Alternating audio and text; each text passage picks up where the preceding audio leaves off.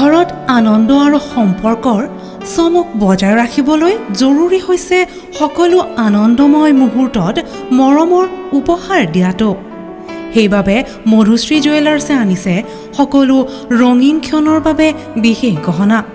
হীৰাৰে হওক, সোণৰে হওক বা ৰূপৰে হওক, শ্ৰেষ্ঠ ডিজাইনছ আৰু হলমাৰ্কযুক্ত গহনাই ৰাখে সম্পৰ্কক নিখুঁত।